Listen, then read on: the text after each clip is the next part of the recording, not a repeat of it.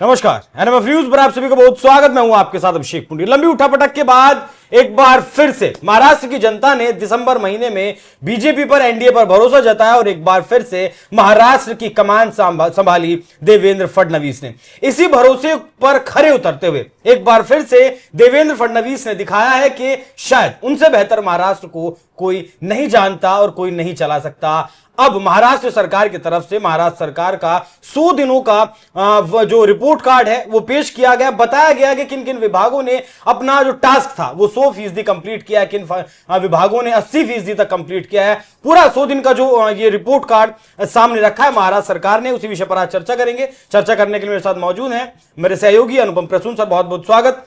ये दिसंबर में कमान संभाली देवेंद्र फडणवीस ने और अब आज 1 मई में हम हैं। 100 दिन का रिपोर्ट कार्ड भी सरकार ने दे दिया। क्या क्या कुछ इस रिपोर्ट कार्ड में सर? देखिए, सबसे पहले तो फडणवीस सरकार ने एक नया इतिहास बनाया है महाराष्ट्र के लिए। इससे पहले महाराष्ट्र की जो भी सरकारें रही, देवेंद्र फडणवीस के अलावा मुझे नहीं लगता कि किसी सरकार ने इतना डिटेल रिपोर्ट कार्ड अपना जारी किया था। हर सरकार ये दिखाने के लिए कि वो पब्लिक के लिए काम करती है, एक रिपोर्ट कार्ड जारी करती है। हर प्रदेश में जारी होता है, लेकिन देवेंद्र फडणवीस सरकार की इस रिपोर्ट कार्ड में क्या है? एक एक विभागों की अनुशंसा की गई है, एक एक विभाग के कार्यों की समीक्षा की गई है और इस समीक्षा करने के बाद ही ये रिपोर्ट, डिटेल रिपोर्ट तैयार हुआ है। आपको सबसे बड़ी बात बताते हैं कि टोटल 48 विभागों के लिए ये रिपोर्ट तैयार हुई है। 48 विभाग? हाँ, जितने 48 मंत्रालय हैं महाराष्ट्र में, उन सभी मंत्रालयों के कार्यों की समीक्षा हुई। इसके साथ साथ उनके मंत्री पब्लिक की कितनी सुनते हैं, कितना काम करते हैं पब्लिक के लिए, ये सब कुछ उसमें बहुत विस्तार से बताया गया है और बाकायदा नंबर दिए गए। ये पहली बार है कि एक सरकार अपने कार्यों का मूल्यांकन करने के लिए नंबर भी दे रही है और उसकी अगुवाई कौन कर रहा है, उसकी मॉनिटरिंग कौन कर रहा है? खुद मुख्यमंत्री देवेंद्र फडणवीस। मोटे तौर पर आपको समझाते हैं। 12 ऐसे विभाग हैं, 48 में से 12 ऐसे विभाग, 12 ऐसे मंत्रालय हैं जिनमें 100% काम हुआ है। मतलब कि जो कमिटमेंट चुनाव के पहले किया गया था, जो टास्क दिया गया, एक होता है क्या कि जब आप चुनाव लड़ने जाते हैं तो आप पब्लिक से कुछ वादा करते हैं, बिल्कुल घोषणा पत्र जारी करते हैं और जो भी वायदे होते हैं वो किसी ना किसी विभाग से संबंधित होते हैं। तो ऐसे में 12 ऐसे विभाग रहे, विभागों की संख्या रही जिन्होंने 100% जो वायदा किया था उसे पूरा किया है। 100%। आप अंदाजा लगाकर देख लीजिए तो करीब 25% ये होता है। मतलब महाराष्ट्र सरकार के 25% विभाग ऐसे हैं जो फुल डेडिकेशन से काम कर रहे हैं। इसके अलावा 99%, 88 से 99%, 18 ऐसे विभाग हैं। मतलब 30% से ज्यादा ऐसे विभाग हैं महाराष्ट्र में जिन्होंने अपना रिजल्ट, अपना फोकस काम पर, डेवलपमेंट के ऊपर, अपने कमिटमेंट के ऊपर दिखाया है। 88 से 99% ऐसे 18 कुल मंत्रालय या विभाग आप कह लीजिए। करीब 79% तक, 60 से लेकर 79% तक कुल 10 ऐसे मंत्रालय हैं जिन्होंने अपना डेडिकेशन दिखाया है। मतलब उनके काम में थोड़ी चूक है। और सबसे बड़ी बात कि जिनका परफॉर्मेंस 60% तक है, उनको एक खराब सूची माना गया है सरकार की तरफ से और उसमें सरकार ये कह रही है कि इनको भी हम 100% तक ले आएंगे। 100% नहीं तो कम से कम 90 के अंदर, 90 से 100 के भीतर वाली सीरीज में हम लाने की कोशिश करेंगे। ये बहुत बड़ी बात है।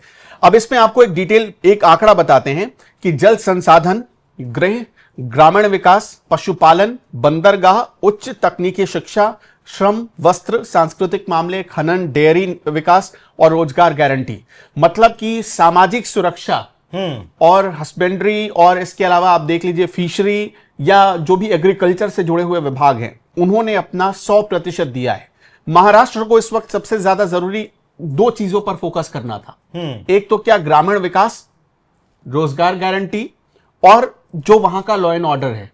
इन तीनों ने अपने अपने मंत्रालय में, अपने अपने विभाग में 100% काम किया है और यह एक बहुत बड़ी उपलब्धि है देवेंद्र फडणवीस सरकार की। इसके अलावा महिला और बाल विकास मंत्रालय जिसने 80%, लोक निर्माण विभाग करीब 77%, 78%, कृषि विभाग करीब 66%, परिवहन विभाग करीब 62% और बंदरगाह विभाग करीब 61% के आसपास उसने अपना रिजल्ट दिया है। ये एक बहुत बड़ी उपलब्धि है इस सरकार के लिए। अब यही नहीं, एक चीज और जो 100 दिनों की ये जो रिपोर्ट कार्ड जारी की गई है, 900 कुल 938 परियोजनाएं थी। 938 परियोजनाओं में से, मतलब ये सरकार जब आई थी सत्ता में, तब इसने कहा था कि चल रही थी या सरकार ने चलाना शुरू किया, ठीक है। उन 938 में से 411 ऐसी परियोजनाएं हैं जिसे सरकार ने सिर्फ इतने छोटे टर्म में ही पूरा कर दिया, 100 दिनों के भीतर। हाँ, मतलब ये सरकार इतनी तेज गति से अपने लक्ष्य को हासिल करने जा रही है। ये इस सरकार को अद्भुत सरकार की श्रेणी में डालता है। भारत में, क्योंकि हम एक मुंबई को तो हम यही मानते हैं कि भारत की वो आर्थिक राजधानी है, और महाराष्ट्र को हम यही मानते हैं कि वो सबसे ज्यादा टैक्स, इंडिया में सबसे ज्यादा टैक्स देता है। और वहां की सरकार जिस हिसाब से, जिस स्पीड से काम कर रही है, वो बता रहा है कि सचमुच महाराष्ट्र इतना आगे क्यों बढ़ चुका है या क्यों बढ़ता जा रहा है। अब सोचिए कि जो सरकार अपने एक छोटे से 100 दिनों के कार्यकाल में ही 44% स्ट्राइक रेट के साथ, मतलब कामों को, कमिटमेंट को पूरा करने में 44% के स्ट्राइक रेट के साथ काम कर रही हो, वो सरकार 1 साल या 2 साल पूरा होगा तो शायद 80 तक पहुंच जाएगी, मतलब जिस स्पीड से चल रही है। इसलिए, और इतनी गहराई से इसका विश्लेषण पहली बार किसी सरकार ने एक विभाग और इतनी सूक्ष्मता से एक विभाग का आकलन पहली बार किया है। अब देखिए, हम कुछ तस्वीरें ऐसी दिखा रहे हैं जो पहलगाम हमले में, जो आतंकी हमला हुआ था, उसमें कुछ लोग महाराष्ट्र के मारे गए। इस सरकार ने उसी दौरान एक अद्भुत काम किया था। देखिए, कोई जो इस दुनिया से चला गया उसे वापस तो नहीं लाया जा सकता, लेकिन जो पीड़ित थे, जो परिजन थे, उनके आंसू तो पोंछे जा सकते थे। एक शख्स के घर गए, उनके परिवार वालों से मुलाकात की, उनके आंसू पोंछे। बहुत कम मुख्यमंत्रियों को हमने देखा ऐसा करते हुए, बहुत कम मुख्यमंत्रियों को। और देवेंद्र फडणवीस उन मुख्यमंत्रियों में से थे। उन्होंने 50-50 लाख रुपए उन परिवारों को आर्थिक मदद देने का भी ऐलान किया। यह भी उन्होंने एक अद्भुत काम किया था। तो कुल मिलाकर यह कहा जा सकता है कि हिंदुस्तान में जितने राज्यों की सरकार है, उन सरकारों से कुछ अच्छा करने की कोशिश या उस पथ पर आगे बढ़ रही है देवेंद्र फडणवीस की सरकार।